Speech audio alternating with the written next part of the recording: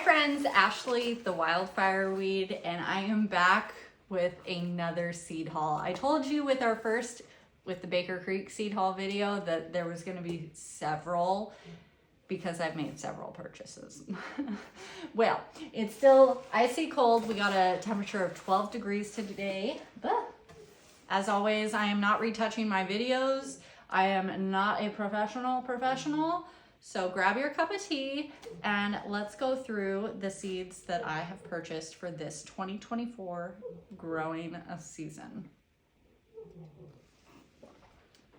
All right, we have a much smaller, this video will be a short and sweet video with a short and sweet order from Trueleaf Market. Now, this is the first time I have ever ordered through them, and their packaging is gorgeous, okay?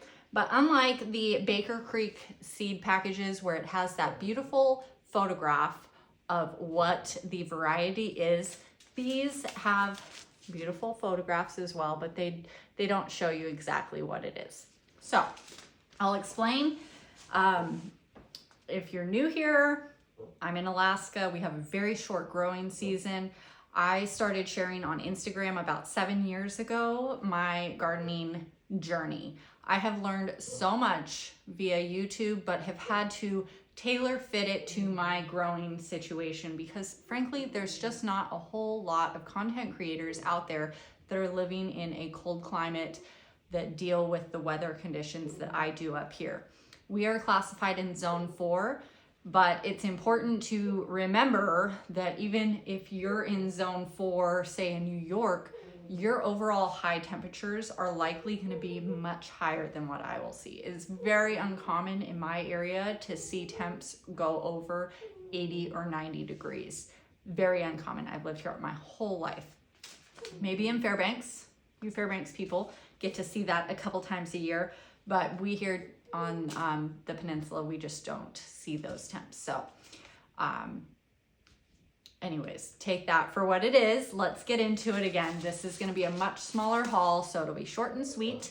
Let me know in the comments if you have ordered from Trueleaf Market and what you got and how you like them. This packet is of the cucumber lemon, the lemon cucumber. I grew this about 4 years ago. It did very well. I have to grow cucumbers in the greenhouse, which by the way, I do have a greenhouse, and then we have a tunnel, a high tunnel. The high tunnel is 20 feet by 36 feet wide. It's unheated. My greenhouse is a wooden structure, typical standard greenhouse, but it is heated with natural gas. So I grow my tomatoes, my cucumbers, all my hot weather crops in the greenhouse because again, we just don't see the warm temperatures and we get a lot of rain.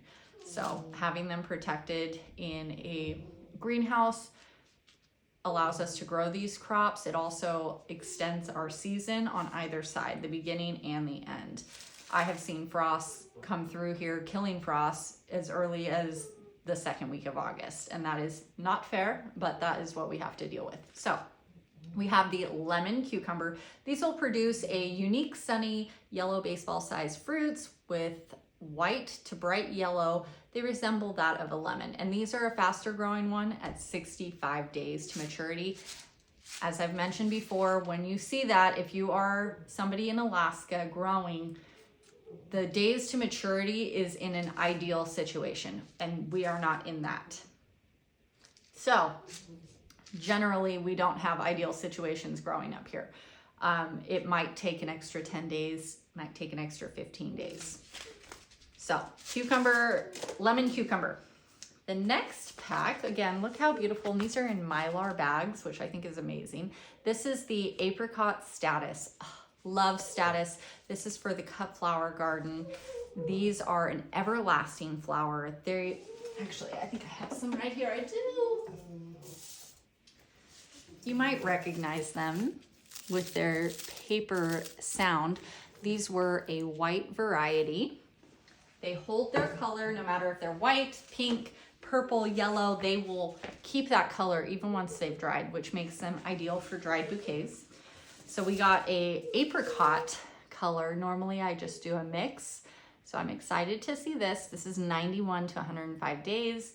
This packet comes with 50 seeds. They will get 30 to 36 inches tall with a spread of 8 to 10 inches. So these will be starting, the packet says 6 to 8 weeks before your last frost.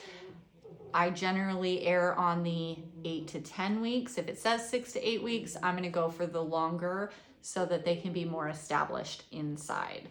And that's where we have to kind of finagle it if you are starting seeds indoors, which primarily I do. I start most of my whole garden right here at my kitchen table, which is behind the camera. Other things I will start via winter sowing. The things that I know that are cold hardy will be winter sown because I want to save my precious real estate under the lights for the warmer crops. Okay, we have a early jalapeno. This is 60 to 83 days. So you're looking at more of the 83 days up here in Alaska, and these are going to need to be in a greenhouse or some sort of small greenhouse situation because they are a hot climate fruit or vegetable. I think they're a fruit. And they need that warmth. So those will be going in the greenhouse. As well as bell peppers, all your bell peppers, you're gonna wanna have in a greenhouse. I've never had good luck growing them outside. So take that for what it is. I always wanna encourage you to try things for yourself because we learn through trial and error with the garden. There's so much to learn, and the best way to figure it out is to just get your hands dirty and get in it. So this one is a new one to me, the lilac bell sweet pepper. This says 70 days. Lilac bell peppers are a beautiful lavender shade that mature to red. They are sweet with 3 to 4 lobes and grow to be 4.5 inches long and 3.5 inches wide. So that is a beautiful pepper, and hopefully we can grow some. The next one, we have the San Marzano short vine tomato. So to me, what that tells me, short vine means that it's determinate, meaning you shouldn't need much trellising. It will get to a determined size. It will set fruit all at once, whereas your indeterminate or vining varieties will require trellising, and they will just continue to grow and produce fruit continuously. The determinate varieties are best for our area because we have such a short grow season. If you're in a warmer climate where you have a much longer grow season, then there's a lot of really great indeterminate varieties. Now, do I only grow determinate variety tomatoes? Absolutely not. Variety is the spice of life, and I'm a glutton for punishment. Sometimes it works, sometimes it doesn't. I am trying to lean more heavily into the determinate varieties to see how that works out for me.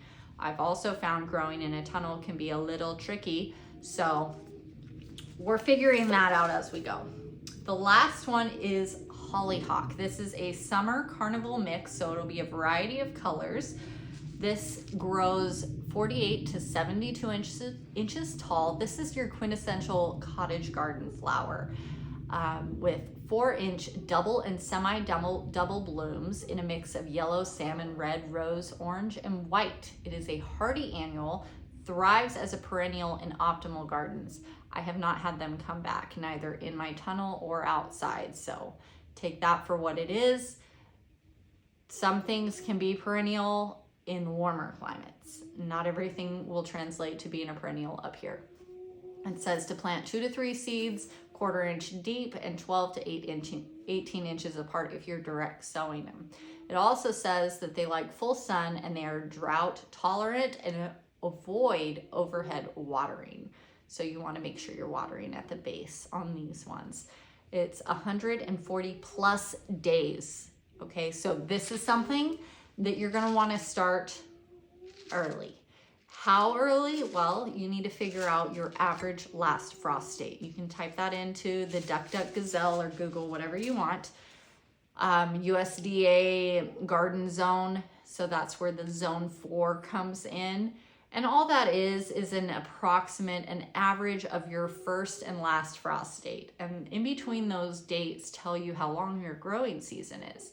So if you're wanting blooms come July 4th, then you need to subtract 140 to 150 days from July 4th. And that's when you're gonna wanna start your seeds. I hope that makes sense, because that is the biggest question. When do you start your seeds? Which I am creating a custom to me. There are plenty of seed starting calendars online, but again, so much does not pertain to me up here. And I know a lot of fellow Alaskans or cold climate friends are in the same predicament. So I am creating a seed calendar free to whomever wants it, that will have everything that I start from seed, the things that I start. And when I start them with extra notation and whatnot. So anyways, thank you for being here, and I hope you have a beautiful day. If this has been helpful to you, please like, share, follow, whatever you need to do. I really want to get the word out to try and help as many people start their garden this year that I can. It's changed my life in so many ways, and I know it can change yours. Thank you again for being here. Have a blessed day.